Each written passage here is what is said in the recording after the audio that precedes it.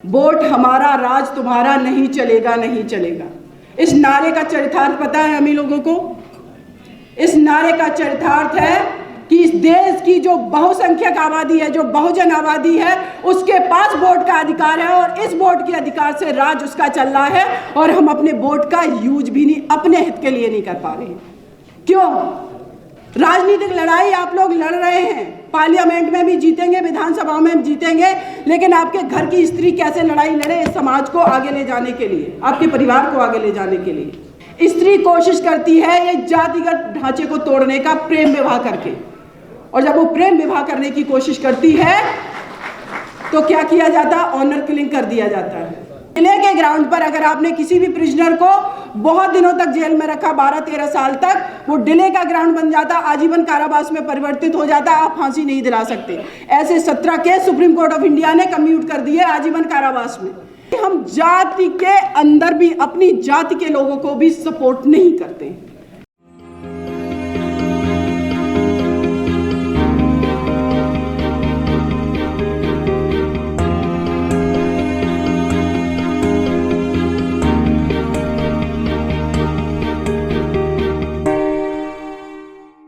विश्व को शांति का संदेश देने वाले तथागत गौतम बुद्ध को नमन करते हुए इस देश के अंदर एक समाज को, जिसको मानव की तरह कभी उनके साथ व्यवहार नहीं किया गया, उस समाज से निकलकर इस भारत की विविधता, यहाँ की संप्रभुता, यहाँ की एकता, अखंडता को, बंधुत्व को एक दस्तावेज के रूप में समाहित करने वाले बाबा भीमराव अंबेडकर जी को नमन करते हुए, क्रांति के दूत, सामाजिक क्रांति के दूत महात्मा ज्योतिबा फुले जी को नमन करते हुए, उनकी पत्नी, भारत देश की प्रथम महिला शिक्षिका, प्रथम विद्यालय बनाने वाली माता सावित्रीबाई फुले जी को नमन करते हुए, और उस विद्यालय के लिए कंधे से कंधा मिलाकर साथ देने के लिए तत्पर रही फातिमा शेख, जिन्होंने अपनी जमीन दी, ऐसी माता को नमन करते हुए, तमाम मसीहाओं को नमन करते हुए, जिन्होंने जाति, धर्म, लिंग भेदभाव से ऊपर उठ करके इस भारत को वाकई में एक समृद्ध भारत बनाने के लिए कोशिश की, ऐसे हमारे महापुरुषों को नमन करते हुए आज इस ओबीसी महासभा के तत्वाधान में जिस कार्यक्रम का आयोजन किया जा रहा है वो है माता सावित्रीबाई फुले की जयंती। मैंने अभी बहुत सारे हमारे मंच पर आसीन लोगों को सुना, स्पेशली 3 लोगों को मैंने सुना जो कि महाराष्ट्र से आए हमारे chief guest Chhagan Bhujbal sir, और साथ में ही हमारे 2 और साथियों को सुना जो मंच पर आसीन है। देखिए, एक चीज क्लियर कर देना चाहती हूँ, माता सावित्रीबाई फुले जी की जयंती है। देश की 50% आबादी जिनकी प्रथम आवाज बनी, जिनकी शिक्षा, स्वतंत्रता, हर चीज के लिए उन्होंने आवाज उठाई, लेकिन इस सभागार में 50% तो छोड़िए, शायद 1% भी महिलाएं नहीं हैं। तो मैं एक चीज पर बैठी बैठी विचार कर रही थी यहाँ पर कि आखिर इस मंच की जब मैं अध्यक्षता कर रही हूँ, बातें सच बोलूंगी, कड़वी लग सकती हैं तो लग जाए। मैं ये सोच रही थी कि जब मैं इस मंच की अध्यक्षता कर रही थी, जब मैं आई, तो आखिर जो चेयर बीच में पड़ी हुई थी अध्यक्ष की, वो ऑक्युपाई किसने कर ली? ये एग्जाम्पल मैं दे रही हूँ, मुझे बुरा नहीं लगा, लेकिन मैं ये बताने की कोशिश कर रही हूँ कि वो कुर्सी किसने ऑक्युपाई कर ली। तो मैंने कई एक बिंदुओं पर विचार किया। वो कुर्सी उन्होंने ऑक्युपाई कर ली जो हमसे पहले आ गए थे, भले ही हमारा उस पर अधिकार था। वो कुर्सी उन्होंने ऑक्युपाई कर ली, उस पर विराजमान हो गए, जो सुबह जल्दी उठे होंगे, स्ट्रेटजी बनाई होगी और आकर के बैठ गए होंगे। इस देश के अंदर जितने भी आंदोलन चल रहे हैं, जितना भी सामाजिक ताना बाना स्ट्रक्चर है, तो किसी ने तो ये प्लानिंग पहले कर ली होगी, इसीलिए वो सत्ता में आसीन है। आबादी हम लोगों की ज़्यादा है इस देश के अंदर, करीब 90% आबादी है ओबीसी, SC, ST माइनॉरिटी की। हम बार बार ब्लेम करते हैं हमारा आरक्षण ले लिया, हमारे साथ भेदभाव किया, हम अभी तक एक नहीं हो पाए, हम सत्ता में नहीं पहुंच पाए, हमारे साथ निरंतर भेदभाव हो रहा है। और फिर मंच से नारा लगता है वोट हमारा राज तुम्हारा, नहीं चलेगा नहीं चलेगा। इस नारे का चरितार्थ पता है हम ही लोगों को? इस नारे का चरितार्थ है कि इस देश की जो बहुसंख्यक आबादी है, जो बहुजन आबादी है, उसके पास वोट का अधिकार है और इस वोट के अधिकार से राज उसका चल रहा है और हम अपने वोट का यूज भी नहीं, अपने हित के लिए नहीं कर पा रहे हैं। क्यों? इसके पीछे कारण क्या है? मेरा यह मानना है कि वाकई में कोई भी समाज, कोई भी देश, कोई भी परिवार, कोई भी संस्था, 2-3 चीजें अगर उसके अंदर है, नंबर 1 ईमानदारी, नंबर 2 एकजुटता, यूनिटी, नंबर 3 ऑर्गेनाइजेशन आपका, और नंबर 4 है प्लानिंग, उसके बाद उसका इम्प्लीमेंटेशन। लेकिन मैं तो वादी आबादी हमारी तो यहां पर है भी नहीं, लेकिन मुझे अच्छा लग रहा है कि आप लोग शांतिपूर्वक मुझे सुन रहे हैं। और शायद हो सकता है मेरी बात, मैंने पहले भी कहा, कड़वी लगे।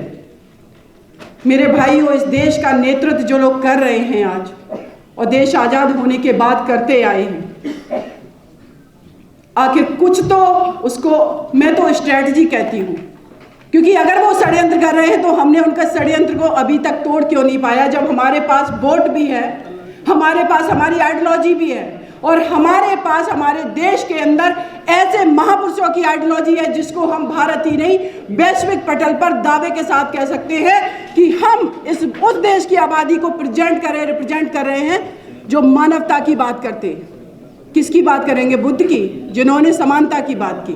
किसकी बात करेंगे? अपने महापुरुषों की, बाबा साहब भीमराव अंबेडकर जी, जिन्होंने भारत का जब संविधान लिखा तो उसमें जाति, धर्म, भेदभाव हर चीज से परे जाकर के उन लोगों को भी अधिकार दे दिया समानता का, जिन लोगों ने इस देश में बहुत बड़े समय तक और निरंतर भेदभाव किया। आप सोचिए कि हम लोग किस जगह से आते हैं और क्या हमारी बिलोंगिंग्स है। हमें गर्व होना चाहिए अपने आप पर। आज माता सावित्रीबाई फुले जी की जयंती है, मुझे यहाँ आमंत्रित किया गया, मुझे अच्छा लगा, और स्पेशली ओबीसी महासभा का मैं शुक्रिया अदा करती हूँ। लेकिन इस मंच से मैं एक बात जरूर कहना चाहूंगी कि देश की जब 50% आबादी है तो उसका वोट भी 50% है। आखिर उस 50% आबादी का वोट कहां जा रहा है? माता सावित्रीबाई फुले जी की हम आज जयंती मना रहे हैं, महात्मा ज्योतिबा फुले जी की बात की है, उनकी जयंती को हम सेलिब्रेट नहीं कर सकते हैं, तो क्या हमारा उद्देश्य उनकी महात्मा ज्योतिबा फुले जी की प्रतिमा को रख करके माल्यार्पण करना है? मैं वकालत करती हूं कोर्ट में, मेरे पास सबसे ज्यादा मैटर आते हैं डोमेस्टिक वायलेंस के। मैं ये जानना चाहती हूं कि महात्मा ज्योतिबा फुले जी ने, जिन्होंने उस दौर में अपनी पत्नी को घर से बाहर जाने के लिए प्रेरित किया, उस कीचड़ को सहन करने के लिए प्रेरणा दी कि तुम आज अगर ये कीचड़ सहन कर रही हो जो तुम्हारे ऊपर फेंका जा रहा, अगर आज तुम इस घर में बैठ गई तो आगे आने वाली हमारी देश की जो पीढ़ियां हैं महिलाओं की, वो शिक्षा से वंचित रह जाएंगी। वो लड़ाई लड़ने के लिए प्रेरित किया। लेकिन आज मैं सोचती हूं कि आज से करीब 150-125 साल, पौने 200 साल पहले एक व्यक्ति इतना प्रोग्रेसिव माइंड का पर्सन था, महात्मा ज्योतिबा फुले जी इतने प्रोग्रेसिव माइंड थे कि उस दौर में जब स्त्रियों को घर से निकलने की आज़ादी नहीं थी, चाहे वो किसी भी समाज की स्त्री हो, उन्होंने अपनी पत्नी को घर से बाहर निकाला। लेकिन सभागार में मेरे बैठे भाई अपनी पत्नियों को क्यों नहीं ला पाते हैं? फेसबुक पर अपनी ओपिनियन देने वाले, मीडिया में ओपिनियन देने वाले, सार्वजनिक मंच पर भाषण देने वाले, इनकी पत्नियां क्या कर रही हैं, इनकी बेटियां क्या कर रही हैं, इनकी माता क्या कर रही है सिवाय रोटी बनाने के अलावा? कभी सोचा है? हम लोग बन गए हैं सामाजिक संगठन बना करके ठेकेदार कि हम पॉलिटिक्स में परिवर्तन करेंगे, सत्ता का परिवर्तन करेंगे। लेकिन आपने कभी सोचा है कि जो घर में 50% आबादी है आपकी पत्नी के रूप में, बेटी के रूप में, माता के रूप में, वो भी इस देश की पूंजी हो सकती थी। देश ही नहीं, समाज की, ओबीसी समाज की, एससी समाज की, आपकी परिवार की पूंजी हो सकती थी। लेकिन आपने अपने विचारों को सार्वजनिक करने के लिए, लेकिन आपने अपनी चीजों को स्थापित करने के लिए उसको आपने घर की चार दीवारी में बंद कर दिया। इस देश की जब बहन जी मुख्यमंत्री बनी उत्तर प्रदेश में, वो बात अलग है कि लोग कितनी भी उनकी बात ना करें, आलोचना करें बहुत सारे चीजों पे, जब जैसे ही हम एंटर करते हैं उत्तर प्रदेश के अंदर स्ट्रक्चर दिखाई पड़ता है। अंबेडकर पार्क, लखनऊ में परिवर्तन चौक बना है, वहां पर सिर्फ दलित समाज की मूर्तियां नहीं है, वहां पर हमारे सारे महापुरुषों की मूर्तियां हैं। इतनी हिम्मत किसने जुटाई? वो निडरता थी। ये बाद में बहन जी का नाम इसलिए नहीं ले रही हूं कि वो एक पार्टी से बिलोंग करती, मैं इसलिए ले रही हूं कि अब एक स्त्री जब सत्ता में बैठती है तो वो ये सब करके दिखाती है। राजनीतिक लड़ाई आप लोग लड़ रहे हैं, पार्लियामेंट में भी जीतेंगे, विधानसभा में भी जीतेंगे, लेकिन आपके घर की स्त्री कैसे लड़ाई लड़े इस समाज को आगे ले जाने के लिए, आपके परिवार को आगे ले जाने के लिए, उसको तो आपने घर की चार दीवारी में बंद कर दिया है। देश की प्रथम महिला प्रधानमंत्री बनी इंदिरा गांधी जी, आज पाकिस्तान के नाम पर पाकिस्तान ये कर देगा, पाकिस्तान वो कर देगा, दो टुकड़े कर दिए उन्होंने, क्योंकि निडरता, ईमानदारी जहां रहती है। आज इस कास्ट स्ट्रक्चर की बात हो रही थी, जातियों में बांट दिया, इसने बांट दिया, उसने। स्त्री कोशिश करती है ये जातिगत ढांचे को तोड़ने का प्रेम विवाह करके, और जब वो प्रेम विवाह करने की कोशिश करती है तो क्या किया जाता है? ऑनर किलिंग कर दिया जाता है, मार दिया जाता है उसको। मैं कहती हूं कि इस भारत ही नहीं पूरे विश्व का स्ट्रक्चर अगर एक स्त्री के विचार से मॉडिफाइड कर दिया गया ना, तो शायद ना तो कोई किसी पर परमाणु बम गिराने की सोचेगा, जितना ये बॉर्डर पे हमारे आर्मी के भाई मारे जाते हैं, चाहे वो भारत के हो, चाहे पाकिस्तान, चाहे चाइना के, किसी भी कंट्री के, ये सब बंद हो जाएगा। कंपैशन है उसके अंदर, करुणा है, वही तो बुद्ध कहते हैं कि कंपैशन लाइए, युद्ध से कुछ नहीं होगा। तो ये चीजें सत्ता में भी इंप्लीमेंट होंगी, और ये सत्ता में इंप्लीमेंट होंगी तो आपके घरों में भी इंप्लीमेंट होंगी। इसलिए अपने घर की स्त्री को भी निकालिए, उसको देश की पूंजी समझिए, उसको सिर्फ ऑब्जेक्ट मत समझिए। एक किसी के घर की स्त्री, जब मैंने निर्भया केस फाइट किया, बहुत लोग तो कहते हैं प्रोसिक्यूशन का केस था, मैं आज बता देना चाहती हूँ, SC ST और महिलाओं के खिलाफ मुकदमे में कंप्लेनेंट को सुना जाना जरूरी है। अगर उसको नहीं उसके एडवोकेट के माध्यम से सुना जाएगा, वो केस आगे नहीं बढ़ पाएगा। ये क्लियर करना बहुत जरूरी था। 4 लोगों को फांसी की सजा कराई मैंने। मैं आप लोगों को बताना चाहती हूँ, सुरेंद्र कोहली निठारी कांड हुआ था, आप लोग जान रहे होंगे, नोएडा में। वो व्यक्ति खून पी जाता था छोटे छोटे बच्चों का। कहाँ है सरकारें? सोई हुई हैं, करा पाए फांसी की सजा। एक मैटर है शबनम बनामी यूनियन ऑफ इंडिया का, एक स्त्री ने अपने परिवार के 7 सदस्यों को मार दिया, एक छोटे बच्चे को भी मार दिया। मैं आज इस मंच से कह रही हूं, कोई फांसी नहीं करा सकता।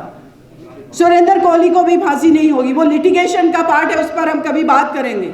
क्योंकि डिले के ग्राउंड पर अगर आपने किसी भी प्रिजनर को बहुत दिनों तक जेल में रखा, 12-13 साल तक, वो डिले का ग्राउंड बन जाता, आजीवन कारावास में परिवर्तित हो जाता, आप फांसी नहीं दिला सकते। ऐसे 17 case supreme court of India ने कम्यूट कर दिए आजीवन कारावास में। आपकी ये बहन सिस्टम से लड़ती रही, जुडिशरी से मैंने लड़ाई की, सार्वजनिक मंच में मैंने बोला, सुप्रीम कोर्ट ऑफ इंडिया ने 18 महीने निर्भया केस पेंडिंग रखा। मैं इनिशिएटिव लेती रही कि आप क्यों नहीं करेंगे।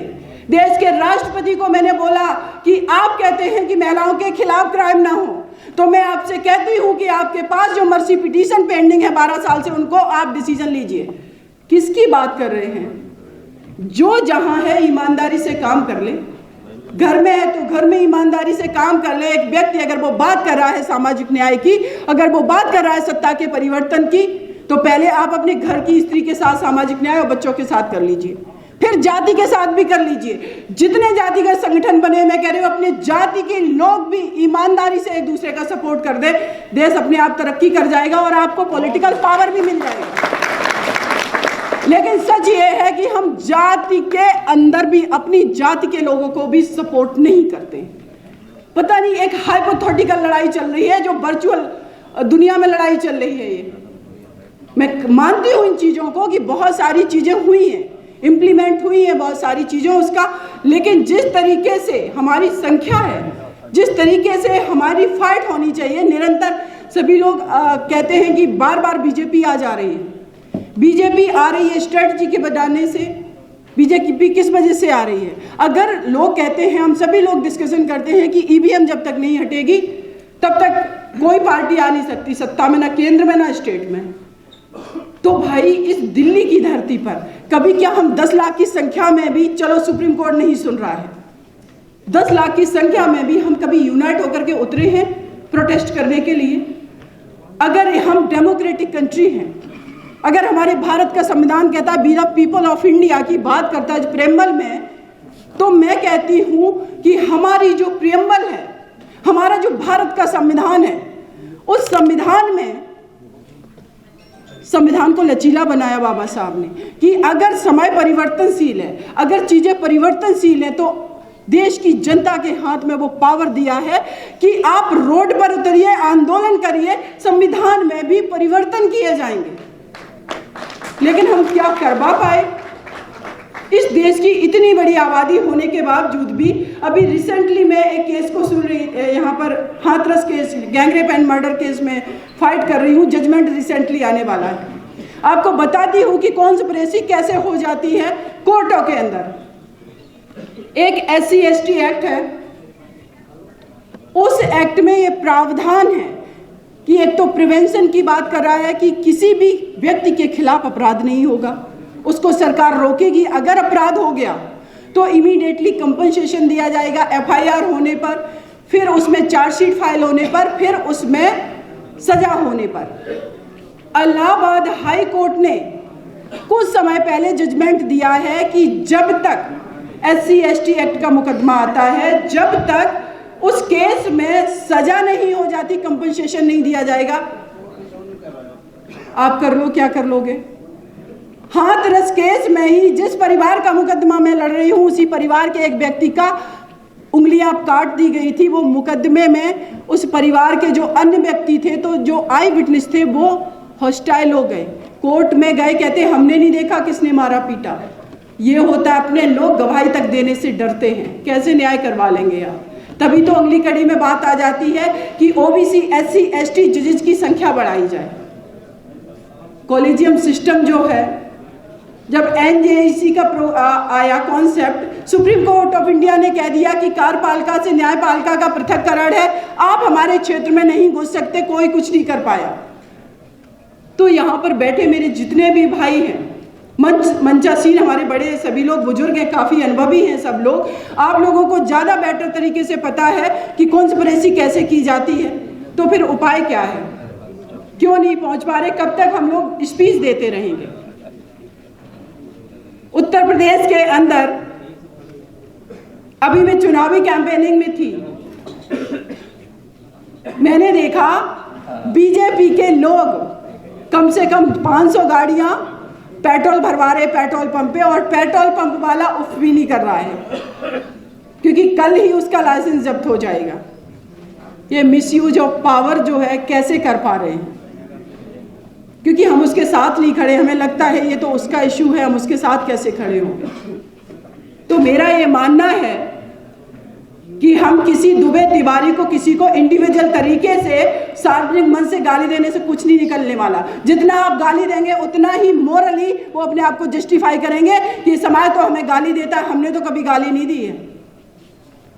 और अभी इस मंच से जो बात की गई है एक शब्द की, कि वो हटा दिया गया है, उनको लगता है कि जब पॉलिटिकली इन मुद्दों पर ये एग्रेसिव हो रहे हैं, ये एक्टिव हो रहे हैं, तो उस चीज को वो मॉडिफाई कर देते हैं, आपके पास वो मुद्दे भी नहीं छोड़ते हैं। ये स्ट्रेटजी क्या हम अपना पाते हैं? हमें अगर उनको परास्त करना है तो स्ट्रेटजी बना करके अपने वोट के अधिकार का यूज, अपनी यूनिटी, अपनी ऑनेस्टी, अपनी स्ट्रेटजी, और उसके बाद एक कदम आगे आते हैं कि तब हम एग्रेसिव भी हो जाएंगे जब ऐसा कुछ होगा। अगर ये नहीं होगा तो जैसा 70, 75, 73 सालों से चलता आ रहा है, बहुत मुश्किल है। क्योंकि इस देश के अंदर जब भी कोई भी तबका, ओबीसी समाज हो, ऐसी माइनॉरिटी महिलाएं आवाज़ उठाती हैं तो तुरंत उसको कंट्रोल करने के लिए हक हमारा है 100% पर उसको दे दिया जाता 5% और हम खुश हो जाते हैं कि देखिए हमारे फेवर में कर दिया गया। रिजर्वेशन की अगर बात करें, मेरा ये मानना है कि सरकारी नौकरियों में रिजर्वेशन दे दिया गया। उन्होंने उपाय कर लिया कि हर चीज़ का हम निजीकरण कर देंगे, आप लड़ते रहिए रिजर्वेशन के लिए। जब नौकरियां ही नहीं है तो आप क्या करोगे? अब आप लड़ो निजीकरण के लिए। निजीकरण के लिए वो कहेंगे कि आपके बच्चे कैपेबल नहीं हैं, आपके बच्चे इंग्लिश नहीं बोल पाते, आपके बच्चे झेप जाते हैं, डर से आते हैं, सामना नहीं कर पाते। तो आप फिर कहोगे कि जो स्कूलिंग व्यवस्था है उसको इक्वल कर दीजिए, कॉन्वेंट स्कूल या तो खत्म कर दीजिए या सारे सरकारी स्कूल बना दीजिए, या सरकारी स्कूल खत्म करिए सारे कॉन्वेंट बना दीजिए। फिर आप लड़ाई लड़ेंगे कॉन्वेंट की फी देने के पास, एक किसान के पास पैसा नहीं है, और जब किसान के पास पैसा नहीं है, आपका बच्चा नहीं पढ़ेगा, उस काबिल नहीं बन पाएगा, उसके पास न्यूट्रिशंस नहीं है, आप खिला नहीं सकते उस बच्चे को वो हेल्दी चीजें, आप कैसे उनसे फाइट कर लेंगे? तब यहां पर आ जाती है कि एक दूसरे का हाथ पकड़ करके बढ़िए, चाहे वो ओबीसी समाज में चाहे कुशवा हो, साक्य हो, यादव हो या पाल हो या जितनी भी जातियां हैं, भाई ये लड़ाई सबकी इस देश के लिए एकजुट हो करके लड़ने की लड़ाई है, सभी के साथ मिलकर के बढ़ने की लड़ाई है। कोई भी ताकतवर इंसान नहीं इतना हो सकता है कि एक बहुसंख्यक आबादी पर इतने सालों तक राज कर सके। अगर उनके षड्यंत्र हैं तो हम अपनी स्ट्रेटजी बना लें ईमानदारी से। मैं दावे के साथ कहती हूँ, सत्ता का परिवर्तन नहीं, सत्ता में आ करके आप सिस्टम का परिवर्तन कर लेंगे, जो कि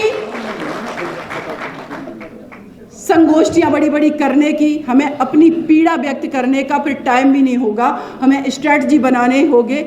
हम डिसाइड करेंगे कि हम किसको क्या देंगे, ना कि हम ये आज मंच पर बोले कि हमें क्या छीन लिया गया और हमें क्या चाहिए। हम लोग देते आए हैं इस भारत को। असली यहाँ की आबादी, किसान, आदिवासी, जितना भी यहाँ का मूल निवासी समाज है, वो इस देश का फाउंडर है, उसने बनाया, उसने दिया और आज भी दे रहा है। लेकिन आज हम इस दौर में आ गए हैं कि हमें मांगना पड़ रहा है और हमें कहना पड़ रहा है मेरा छीन लिया गया। तो भाई ये जो मांगना और छीनने के बीच की जो कड़ी है और जो देने वाला है कुछ डिफरेंट है, तो इसको अगर हम लोग मिलकर के स्ट्रेटजी बनाएंगे तो शायद सब कुछ संभव है। जय भीम, जय भारत।